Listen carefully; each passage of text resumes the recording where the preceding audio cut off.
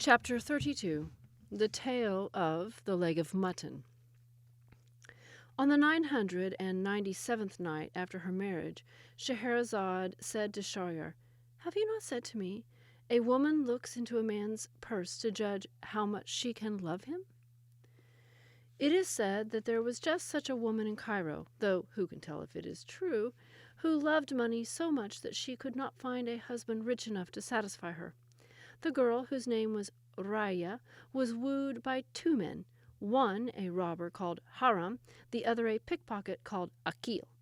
Now Haram, like the hyena, worked at night, breaking into houses and stealing from the boats that rocked along the Nile. Akil, like the jackal, worked by day among the crowds of the bazaar and the jostling pockets of the castle market. Consequently, Haram slept and ate by day, and Akil slept and ate by night. On the day Raya agreed to marry Haram, she took him to an empty house near Victory Gate and said, "The rent on this lovely house is only 200 dinars a month. We shall live here in love and prosperity all the days of our married life." The next day she took Akil, the pickpocket, by the hand and led him to the same house near Victory Gate. "Dearest Akil, the rent on this lovely house is only 200 dinars a month. I will marry you if we can live here." So Raya married both Akil and Haram, though neither bridegroom knew that he was sharing the bride. And since Haram worked like a hyena at night time, and Akil worked like a jackal by day, they were never at home at the same time. Raya received housekeeping money from both husbands, and every month both gave her 200 dinars to pay the rent. Raya's wardrobe, as a result, was the finest in Cairo, and her throat and wrists were decorated with the finest Indian silver, and her hair was braided with colored silk. Her two husbands gloried in their delightful white and prided themselves on finding a woman who could eke out her allowance on such good effort. At the inn in the city, Haram bragged about the valuable prize he had locked away at home. At the Turkish baths, Akil bragged that his wife was the prettiest treasure any man ever locked in his treasure chest. The following summer, a great and infamous bandit in the mountains of the Reef organized a congress of thieves and villains and invited all the burglars, footpads, robbers, bandits, pickpockets, confidence tricksters, and horse thieves for a week of festivities. "I must leave the city on business for a while," said Haram to his wife. "Oh, roof of my heart, keel of my body's ship, what shall I do without my beloved husband?" said Raya. But she packed him a meal for his journey, kissed him warmly, and waved him goodbye from the door. When Akil came home that evening, he gave her the purses he had stolen that day and said, "It breaks my heart, but I must leave Cairo on business for a while." "Oh, floor of my heart, mast of my body's ship, what shall I do without my beloved husband?" said Raya, but she packed him a meal for his journey, kissed him warmly, and waved goodbye from the door. At the end of a day's traveling, Haram the robber built a campfire and settled down for a sleep. He was woken by the shadow of a passing camel thrown across him by the firelight. "Stranger," he called to the rider, "the blessings of Allah on your head. Will you share food with me and tell me news from the desert?" Akil got off his camel and sat down beside Haram. "I've only come from Cairo today," he replied, and as a custom of the desert, they emptied out their parcels of food to share them equally. "No wife in Cairo can pack a meal as appetizing as mine can," said Haram. "See here, she has given me dates, grapes, half a leg of cold mutton, half a loaf of sesame bread she baked herself, and a slice of cake, some almonds, and a melon." "Allah Akbar!" exclaimed Hakim. "Do you know what my wife has given me? Dates, grapes, half a leg of cold mutton, half a loaf of sesame bread she baked herself, a slice of cake, some almonds, and a melon." They looked at the portions laid out on the flaps of their saddlebags and marveled at their coincidence. Then Haram reached across and took Akil's half leg of mutton and held it against his own joint of cold meat. Lo and behold, they fitted together exactly. "Our wives must shop at the same butcher. Is it not remarkable that neighbors should travel this far in order to meet for the first time? Where do you live?" "Near Cairo's Victory Gate," replied the pickpocket. And as they spoke, they both reached for some sesame bread. Akil caught Haram's wrist. "Tell me something, does your wife buy her bread at a baker's?" "No, indeed. Her thrift is a shining example to other men's wives. I woke to the smell of this loaf baking. Our wives must be the best of friends, even to the sharing of the food of their kitchen." Akil took the half loaf out of Haram's hand and fitted it end to end with his own half. "But I had the smell of this loaf in my nostrils as I fell asleep yesterday. Tell me, if it will dispel my fears, exactly where your home is at Victory Gate. Mine is the third house from the laundry, with a small oak door and a rent of 200 dinars a month. Now tell me, if it will dispel my fears, exactly what your wife is called. She is called Raya, as is yours, sir, and I believe we slept in the same bed yesterday. Both men thought, at first, to seize the other man by the throat and kill the rival who had robbed him of half his wife. But as they tumbled into the ashes of the fire, Akil pushed Haram away and said, Wait, friend. Why are we quarreling? We have more in common than two brothers with the same mother. We have both been tricked by that hussy Raya. They saddled their camels and galloped back to Cairo, swearing vengeance on the woman who had emptied their 4 pockets for a whole year. The shame of it, cried Haram as he pushed the door open of the little house near Victory Gate. The extravagance! The waste! Cried Akil, climbing the stairs. The deceitful treachery of women! Cried both the wronged husbands as they seized Raya each by a wrist. For the love of Allah! She cried. What will you do to me? Ha ha! We shall tear you in half like a chicken's wishbone and see which of us wins the larger portion. Then we shall see if there are 2 men in Cairo so foolish as to buy 2 halves of one worthless woman as we did. And when we have finished with you, the 2 halves of your body will not fit together as neatly did the leg of mutton or the sesame loaf you used for our meals. But the time that an angry man spends in shouting at his wife only gives her time to think of an answer. Raya looked at first one husband and then the other, and her brown eyes ran with salt tears. Houses of my heart, she said, you are welcome to my life at any hour of the day or night. But will you be so heartless as to let me die in ignorance? What have I done to offend you? At these brazen words, Akil and Haram were so shocked that they both let go of her wrists and fell off their feet. I loved you both equally, she said, so I could not choose between you. So I found a mean to squeeze happiness enough for 3 out of the fruit of one small wife. Have you not bragged at the inn, Haram, that your wife is the best-dressed woman in Cairo because of her thrift? Have you not bragged, Akil, that your wife could do more with her housekeeping than any woman in Cairo? Do you think the takings of one petty thief could keep him in linen shirts and his wife in Indian silk and silver? Get along with you. Go to my brother's party in the reef and say that his sister sends her love to the greatest bandit of all and is happy and well with 2 good husbands to look after her in her old age. Now no one in Cairo discovered the secret of Akil the pickpocket and Haram the robber, for if they had, both men would have been shamed into exile. Those who tell the tale of the leg of mutton say that the 2 husbands were so afraid when they discovered their brother-in-law was the great bandit of the reef, that they lived on in the little house near Victory Gate just as if nothing had happened. And others say that they saw the wisdom of Raya's words and went on bragging of their thrifty and beautiful wife. But that is absurd, for who could think that one silly woman could outwit 2 clever believers who earned their living by roguery?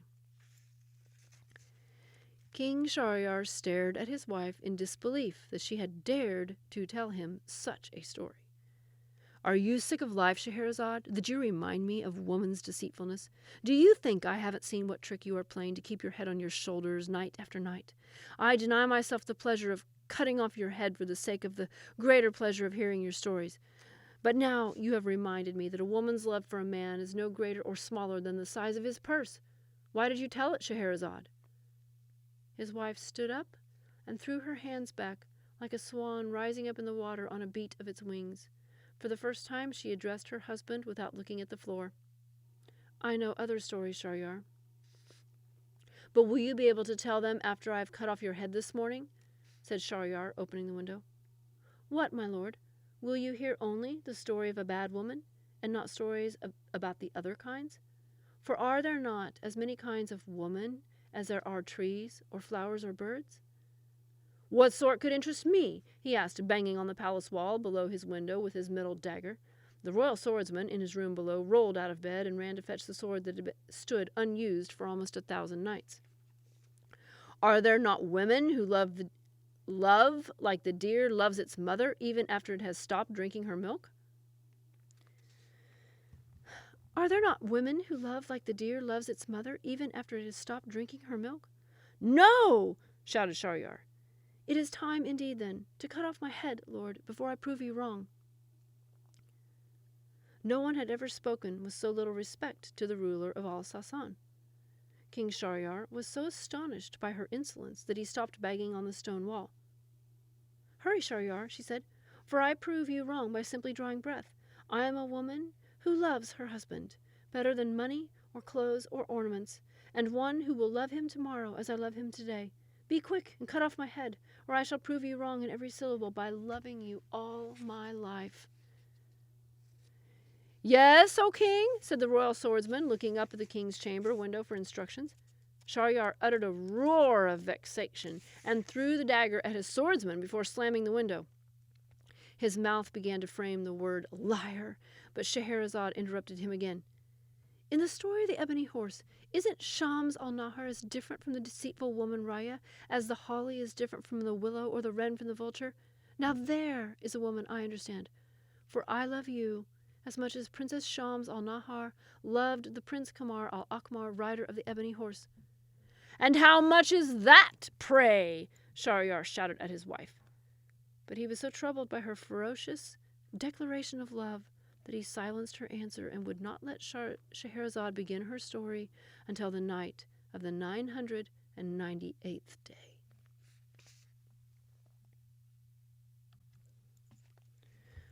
Chapter 33, The Tale of the Ebony Horse.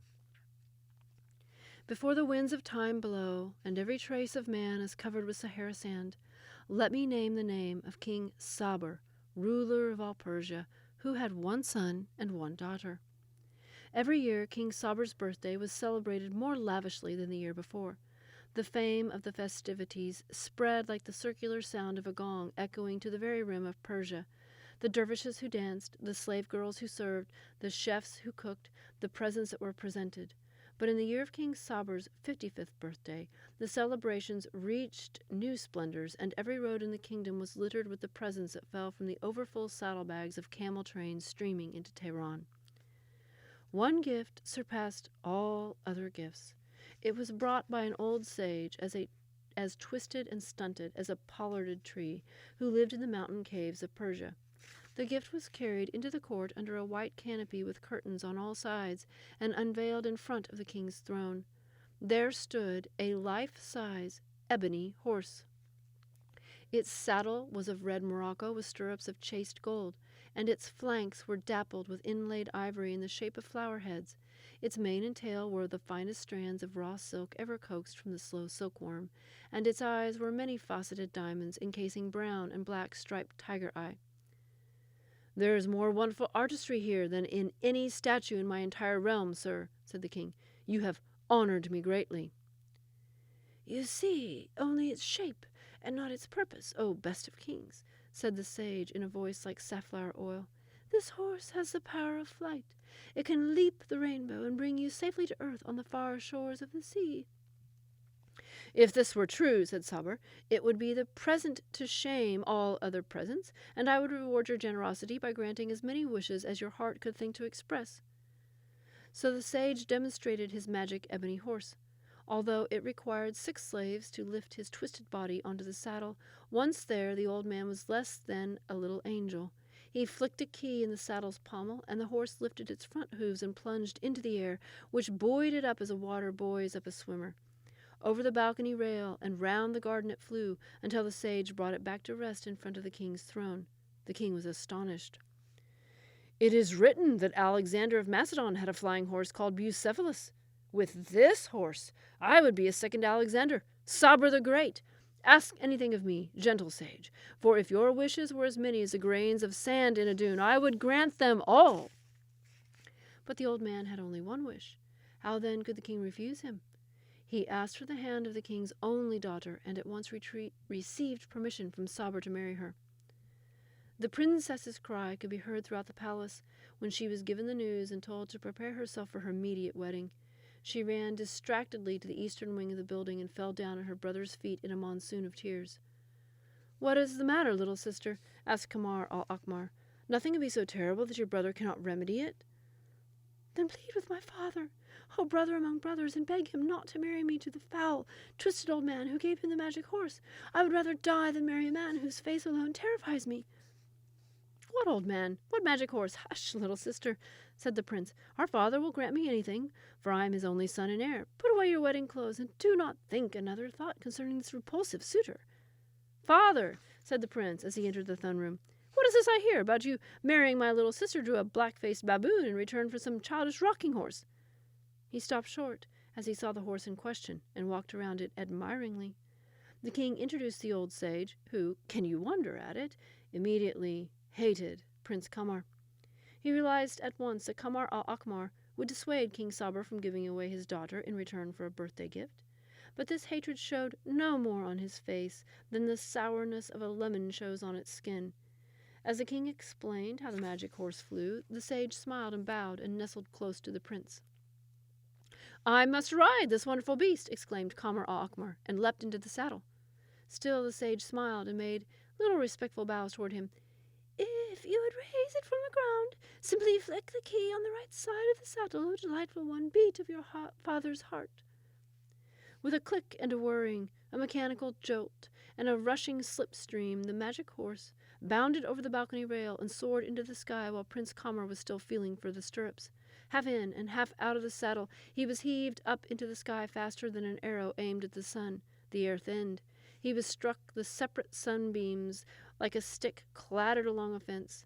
A little cloud fell past him on the right side like a lamb dropped from the claws of an eagle.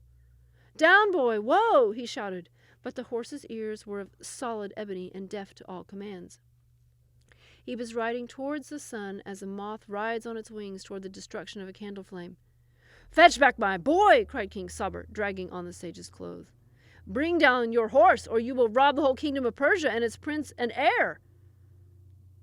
"As you would have robbed me of my rightful prize, the hand of your daughter. I know that it was already in your heart to withdraw your offer. Kamar al-Akmar had decided that the marriage was not to be. Well, now your son has gone to marry the world's sun, and may the warmth of that marriage char his skin as black as mine." King Sabur threw the sage into his deepest, most crawling dungeon, but revenge did nothing to ease his sorrow, for he was certain that Kamar al-Akmar was flying to his death. Kamar al-Akmar spoke severely to his quaking heart. "Man was given mastery over all animals. Use those powers given you by Allah to control this mechanical beast, for as the poet might have said, 'What flies up must fly down.'"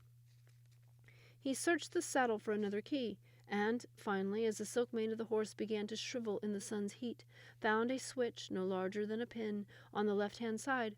One flick, and the horse's climb slowed, stopped, reversed, and Kamar al-Akmar was plunging towards the open sea beyond the rivers of the Tigris and Euphrates and Shatt al-Arab. Having mastered both keys, Kamar was able to save himself from galloping into the sea, and crossed both water and land. His delight in the pleasures of flight had carried him to a land rich with many cities, and the fairest of these was Sana. Seeing the palace of Sana amidst the tree-lined avenues of its surrounding city, Kamar al-Akmar thought to himself, "This seems like a place where a young prince of royal blood might be offered meat and milk. But I shall land on the roof first and make certain that I am in a land friendly towards Persia, for I shall not eat off the table of my father's enemies." The roof was not flat, as the roofs of Arabia are flat. The ebony horse had to pick its way between 100 minarets and sloping dormer windows, but was hidden from all eyes when the prince dismounted and climbed into the palace attic through a small fanlight. Below the palace dovecot and several storerooms, Kamar came to the uppermost staterooms of the royal apartments and accidentally walked into the bedroom of the king's only princess.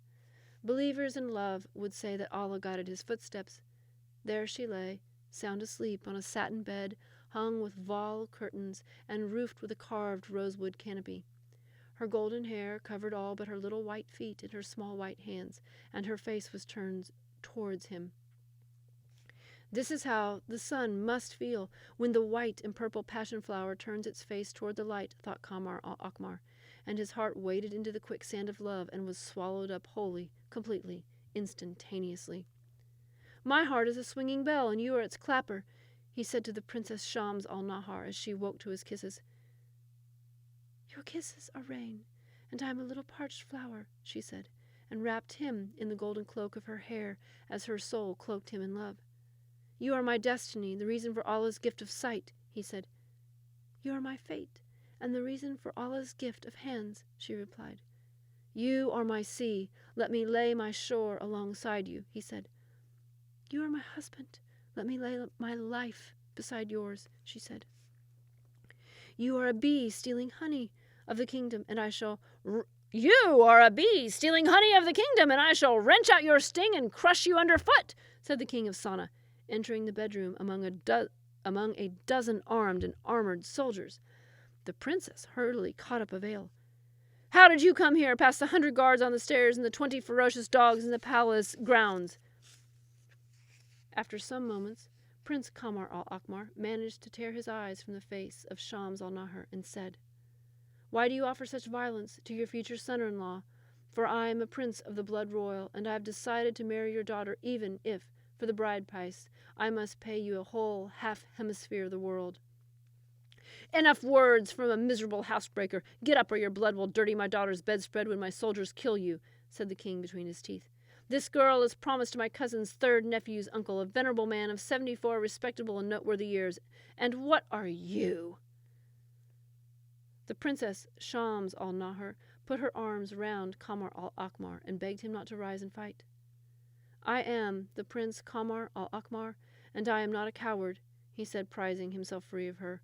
But I think your father is lacking in courtesy if he will not abide by the most basic rules of chivalry. How have I broken the rules of chivalry, runt of 1,000 pig litters? Demanded the king, who was in truth a highly chivalrous man. Either you would offer to fight me in single combat, my lord, father of my lover, Kamar replied, or you should send your whole army against me on a field of battle. But you insult me by sending a mere dozen against me like dogs set loose on a burglar. The king of Sana looked the youth up and down as the woodcutter sizes up a tree for felling. He quickly decided that he could not fight such a leopard of a boy himself. Very well, young civet cat. I shall range my army on the northern plain and place at your disposal a pitched tent, a horse, and some armor as soon as midday heat has slackened. Armor is unnecessary, said Kamar, and I have my own horse with me. I left it on your roof. Then the king feared greatly for his daughter's honor, and the young man who had seen her with his face uncovered and wearing only her hair was clearly as mad as a bareheaded man in a desert. There are 70 stairs between each floor, and this is the topmost floor. Did your horse climb all those stairs, or simply leap the 200 feet to my roof? Come away, daughter, for this young man's wits have gone, and his wits will be followed shortly by his life. When Prince Kamar al-Akmar was left alone, he climbed back to the roof and watched the army of Sana assemble on the field below. At a distance, the king had placed a pavilion and a horse, and set of shining armor was laid out on the grass. Kamar mounted the ebony horse, flicked the key on the saddle, and together they leapt over the roof's parapet, somehow settling on the battlefield without being noticed by the milling soldiers. There he is! One of them shouted. Poor baby's only got a toy horse! And wheeling their iron-shod horses toward Kamar, they galloped down on him like the unholy Turks when they stormed the holy city. As the first whirling sword shortened the hairs of the silken mane, Kamar flicked the key, and the ebony horse lifted into the air above the soldiers' heads and came to rest behind them. With a cry of astonishment, the whole army tried to turn, and some of the horses collided and fell over. Kamar met the return charge in just the same way, lifting out of reach of their lunging swords. Back and to and fro, the army rushed up and down the field with Kamar hovering a little above their heads on his magic mechanical horse, teasing and enraging them. He never even drew his sword. The Princess Shams al-Nahar watched spellbound from a window, thinking she must be in love with the ghost of Alexander of Macedon, rider of Bucephalus. At last he rose so high into the air that the arch of the window prevented her seeing his movements. What an amazing thing! Exclaimed the king, bustling into the room behind her among several soldiers who were red with heat and embarrassment. A truly amazing thing. Did he tell you that his horse could fly, my dear? What an astounding young man. Send for the royal historian and have the story set down in writing. But where is Kamar al-Akmar? His daughter interrupted. Please tell me, father, for he taught not only his horse to fly, but my heart also. Was that his name? Kamar al-Akmar? Asked the king. Oh, well, he is gone, of course. Flew away into the sun after he had shamed my fighting men sufficiently. Where's the royal historian? Oh, there you are. Look now. You need not mention where we found him, but I do want the story of this Kamar al-Akmar written down. The king's voice grew fainter as he walked off along the corridor with his courtiers and officers, and Princess Shams al-Nahar found herself alone. But now she was alone, as only ladies can be who have been unalone in the arms of love. She vowed then and there that she would never marry any man but Kamar al-Akmar. And after a week of waiting, she had her maidservant burn the rosewood chest in which all her wedding clothes were stored. Little clouds came and went on the horizon, but the ebony horse and Kamar al-Akmar, it seemed, had ridden out of the whole realm of sky. Throughout the telling of the tale of the ebony horse, Shahrazad stood to speak the words. When she had described the disappearance of Kamar al-Akmar from the life of Princess Shams al-Nahar, she said, "Does this conclusion please you, sir?" "No, Shahrazad, of course not," said the king, sitting up in bed. "Then you may wish to hear the remainder of the story tomorrow night?" "Certainly, if you will sit down to tell it," said Shahryar. "I would rather stand, Lord King," she said shortly, and then left the room, and was not seen anywhere in the palace until the following evening.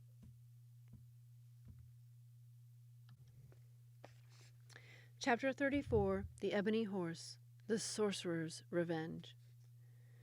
When Prince Kamar al-Akmar returned to his father's kingdom, the whole countryside was grieving, and the palace balcony where he set down the ebony horse was strewn with ashes of mourning. "Who has died?" he asked anxiously when he found his mother, father, and sister all weeping in one room. At the sight of him, they leapt up and danced with delight. "Where have you been, core of my heart's fruit, son of my old age?" asked King Sabr. "For we saw you fly towards the sun and certain destruction, like a moth towards a candle flame. The sorcerer who made that evil horse is locked in my deepest dungeon, for he undoubtedly expected you to die." "Oh, free him, father, for his evil intention brought me nothing but good." Then Kamar told his story, and begged his father to send ambassadors to Sana to ask for the hand of Shams al-Nahar. "No, no, my son, for you were received there like a common burglar and entertained with violence. Besides, the daughter's tears will have long since dried, and your name will be to her nothing but a half-remembered sound heard through a wall. Woman's love is as short as the stride of a man standing still. No, we shall celebrate your return, select for you 4 of the fairest Persian brides, and lock away the ebony horse which so nearly robbed me and my kingdom of its most glorious prince." Kamar could not believe in his heart that the king's words were true, but Sabr, his father, had great experience of the world and wisdom of an older man. So Kamar was obedient and allowed the celebrations to roll around him like an incoming sea. 7 whole days passed in festivities, and then the prince spoke these words to himself. "There is food on every table, and yet there is an emptiness inside me larger than hunger. There is laughter on all sides, and yet my throat is blocked with tears. There are presents given me with every passing hour, and yet I seem to have nothing." He went to the storeroom where the mechanical ebony horse was standing, dragged it to a landing at the head of the stairs, and climbed into its saddle. "I must fetch back my Shams al-Nahar," he called out, as he swooped low over the heads of his family and relatives and out over the terrace. "I have starved my love, but it will not die. I have denied my love, but it will not set me free." As he crossed the palace moat, Kamar could see the black, wrinkled face of the old sorcerer, newly released from prison, watching him with open hatred. "I have told my heart what you say," said Shams al-Nahar to her father, "but it will not listen. I have argued with my heartbeat, and I lose every argument. I will not marry my cousin's third nephew's uncle, because he is not Kamar al-Akmar." "Why shed tears for a boy who has forgotten you already?" said her mother. "The love of a man, and of foreigners in particular, is as short as your memory of tomorrow." But the princess had cried herself to sleep between her parents, and they left her sleeping and went downstairs with much cursing of love and of Kamar al-Akmar. "There is salt water enough in the 7 seas, Shams al-Nahar. Why weep more?" said Prince Kamar, stepping from his hiding place behind a curtain to wake her with his kisses.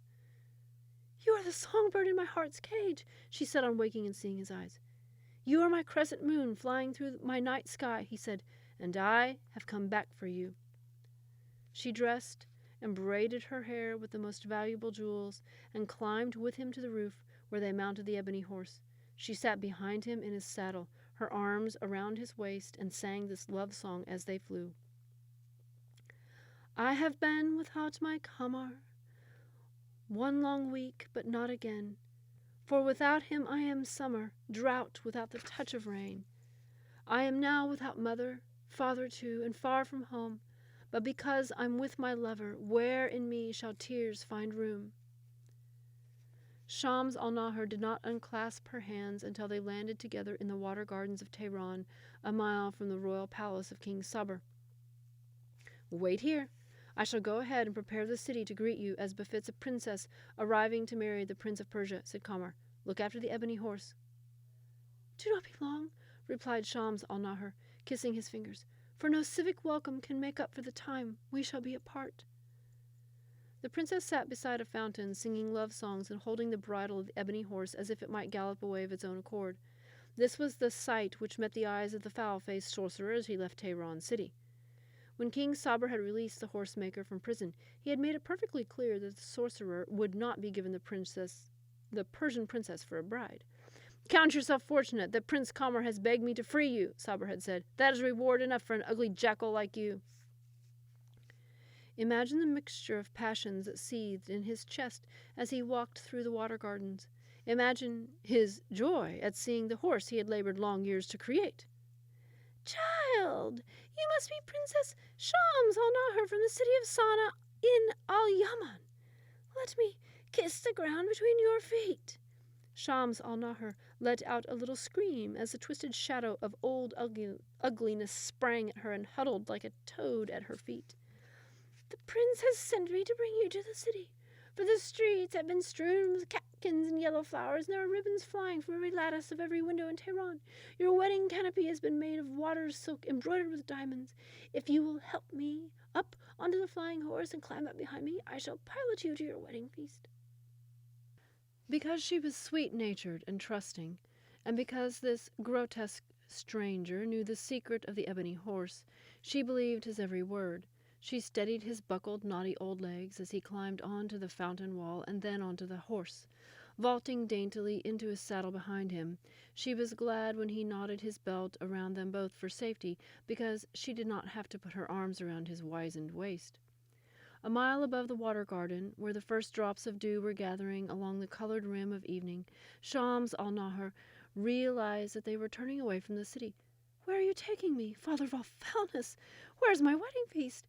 Why are you disobeying your master, Kamar al-Akmar? Him, my master? I, who mastered the secret of flight, am master of 1,000 times more than that. That smudged painting of a boneless boy. I shall give you far less poetry and far more kisses when you are married to me. Shams al-Nahar screamed and tried to break the belt that tied her to the sorcerer and throw herself down through the snow valleys of cloud, but the cloth was magic and held her like a hoop of steel. I am grain, and you are a millstone, she cried. Will you crush me to dust with such unhappiness? But her terror only delighted the sorcerer, and the ebony horse buckled between his excited knees. I see a party of noblemen hunting in that wood, he laughed. I shall have them witness a marriage between you and me before the sun moves further through the sky. You may have captured me, a murderer of joy, said Shams, but you can never capture my heart. I gave that to Kamar, and he has it safe with him in Tehran. And her tears fell like rain out of the sky and splashed the face of the king of Rum, who was among the hunting party in the wood. No sooner had the king wiped his face and looked around for rain clouds than his men brought him word of a strange threesome standing in a clearing close by, an old man, a beautiful young woman, and a life-sized toy horse. The king of Rum combed his beard and went to meet them. King among huntsmen, inventor of grace and royalty, said the sorcerer, screwing his detestable face into a yellow smile, I have been searching for a man of breeding, chivalry, and rank to witness the marriage of two happy lovers. Will you be so good as to declare us married? Turning to Shams, he said, I take you for my wife, Shams al-Nahar. Will I refuse you? Cried the bride, for it is against Allah's will that a girl shall be married by force to a deceitful barbarian who steals her away from family and fiancé. She shut her eyes as the sorcerer turned on her with his fists raised. Waiting for him to strike her down, she heard the whistle of a sword's blade and felt the belt fall from round her waist. Opening her eyes, she saw the body of the sorcerer stretched out on the ground with the king's sword through him. Allah bless you with wealth and happiness, she said, bowing down to the king of Rum, for I was promised already to a prince of Persia who loves me as a sword loves its sheath. Let him show his face in the land of Rum, and I shall kill him too, the king interrupted. For your beauty was the downfall of this monstrous imitation of a man. I have decided to marry you myself." And he seized her bodily and threw her across his saddle. His courtiers followed him back to the court of Rum, bringing with them the strange model of a horse. When Kamar al-Akmar returned to the water garden to fetch his bride into a city festooned with joy, his heart sickened inside him and almost died. He wandered through the countryside, calling out the name of Shams al-Nahar, asking everyone and everywhere for news of a priceless beauty and a horse of ebony and ivory. For months he searched the remotest places and busiest towns, singing in his soul the song, "Why have you left me, daughter of brightness, my dearest of girls? Before I believe that your loving prove faithless, I'll travel the world. Then, if it's true that all women are heartless, and most of all you, I'll marry and slaughter a wife every night, yes, for fear they leave too." One day his search brought him to the gates of Rum, and as he entered, the guards seized hold of him and demanded to know his name. "I am Kamar, a simple Persian," he said. "I'm in search of a lady lost to me." "A Persian, eh? Don't you realize that Rum has sworn war against the Persian Empire of Persia? The police will want to question you in case you are a spy." And they dragged him away to prison. As he sat in his cell writing fragments of poetry on the wall, the gaoler struck up a conversation with him. "Did you hear what the king did to that last Persian he found inside the realm of Rum? A gruesome-looking old man he was, with a beautiful young wife and a peculiar toy horse carved out of ebony and ivory. He ran the old man through with his very own sword for kidnapping the girl, and then claimed her for himself. He would have married her, too, if she hadn't gone quite mad on the spot. A pitiful case. Now all the king has is the toy horse locked up in his treasure house, and a stream of doctors calling it every day to try and cure the girl." Prince Kamar realized at once what had happened, and in his joy wrote on the wall, "No, it is not true what some men say, that love lasts no more than 2 days.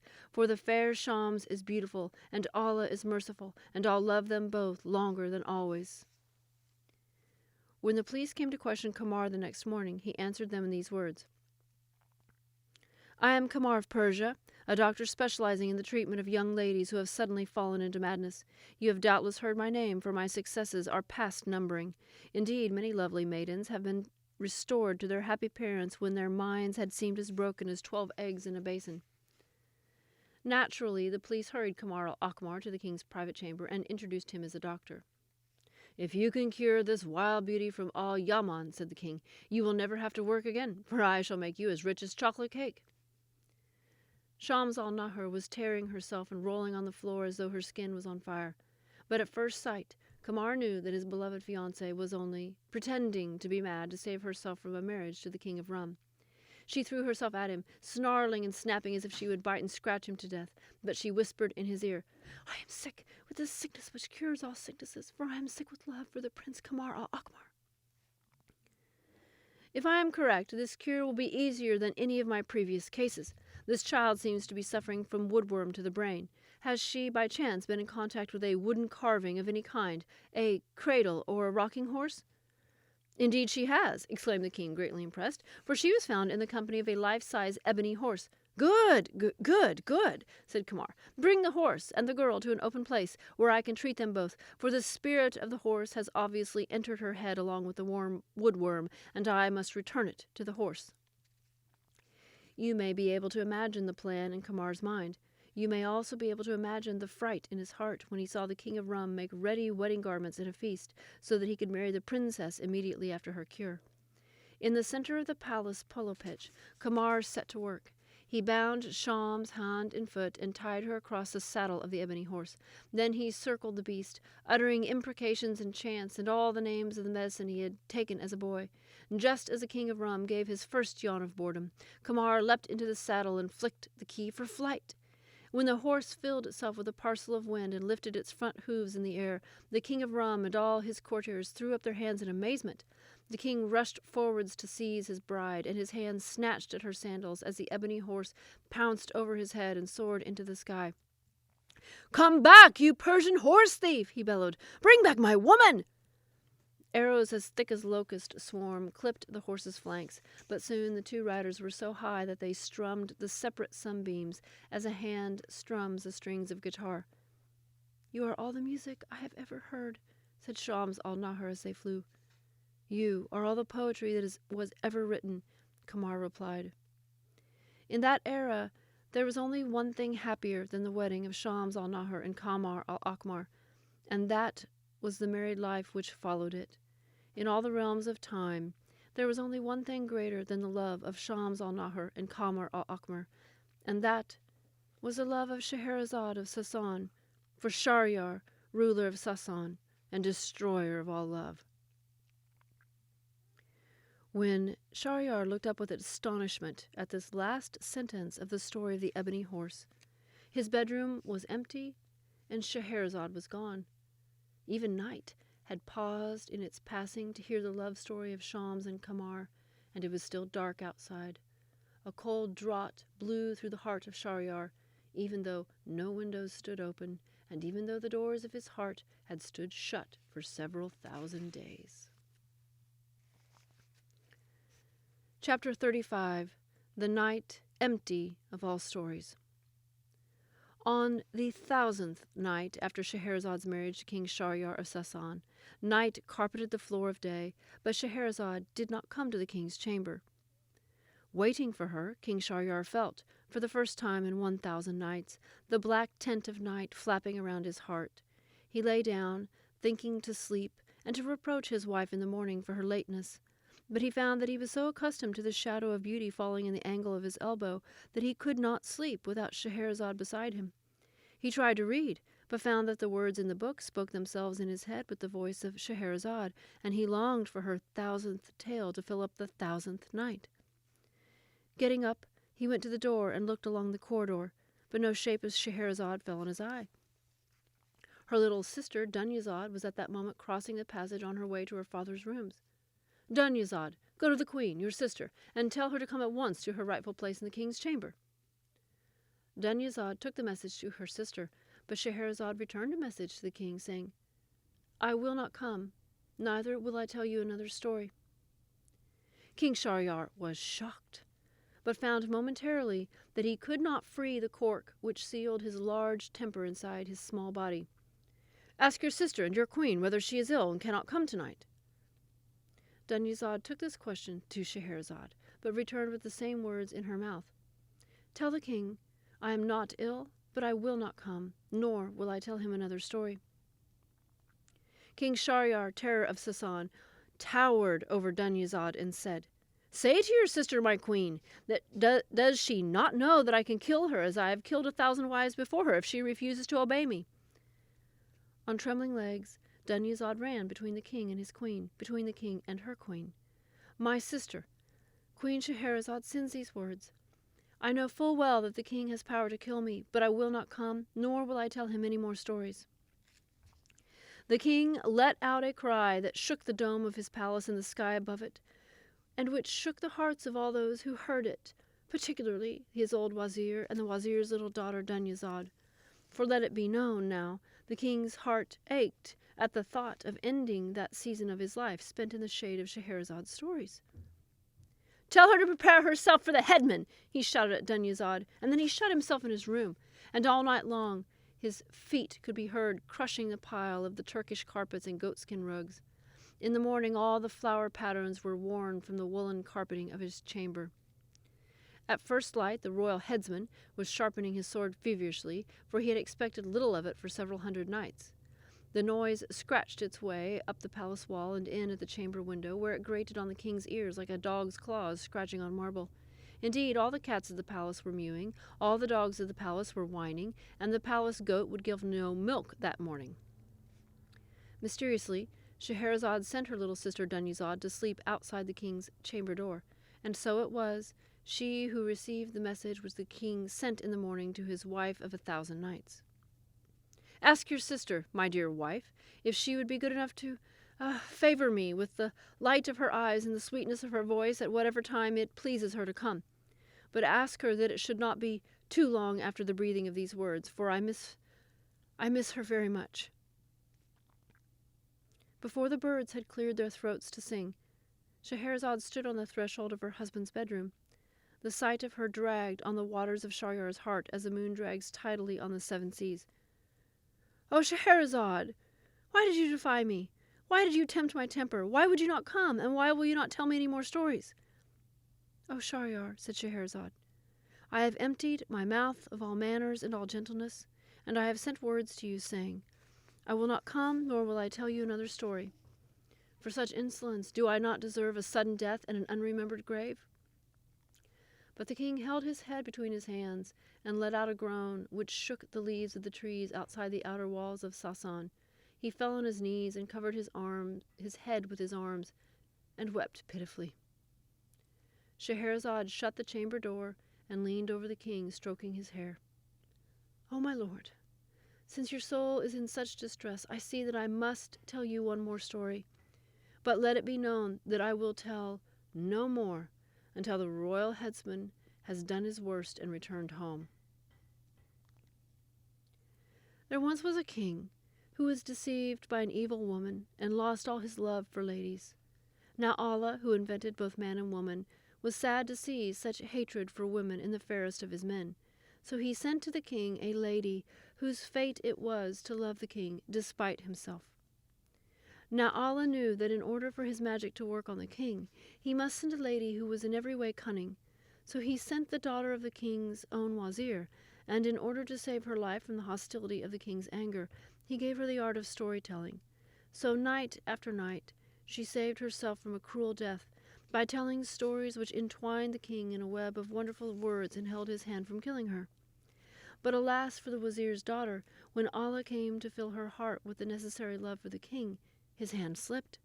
He filled her from head to foot with so much love that it seemed her veins were full of sunshine, and her ears were filled with the continual beating of her own heart.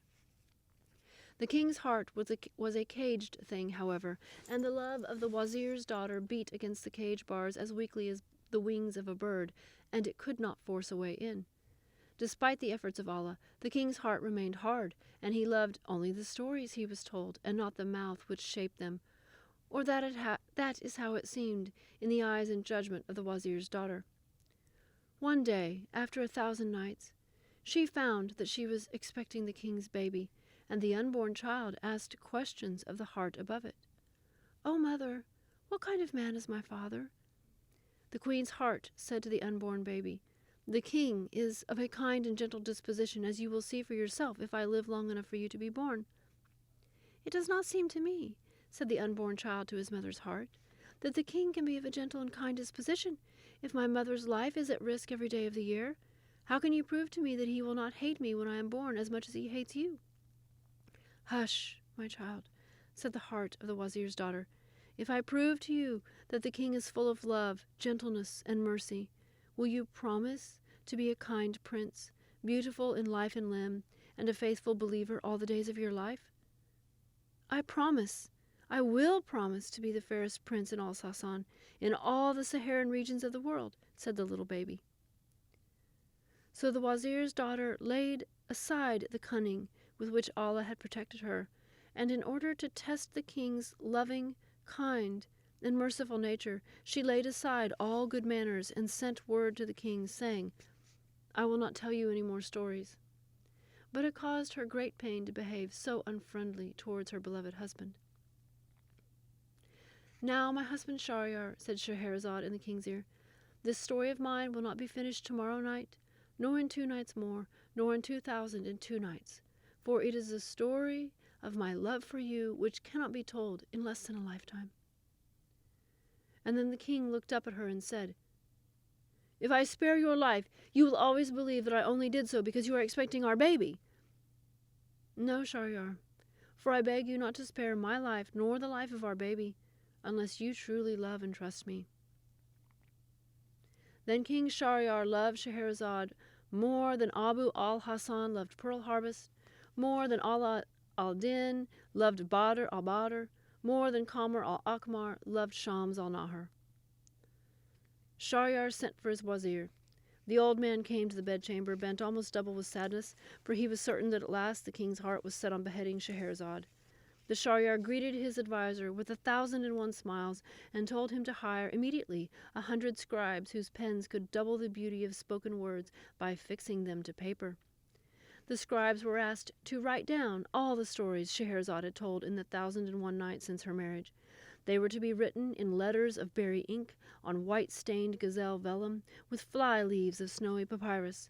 The cover was to be of rich morocco, inlaid with silken pictures, and lettered with fused grains of the whitest desert sand, with the title, 1001 Arabian Nights.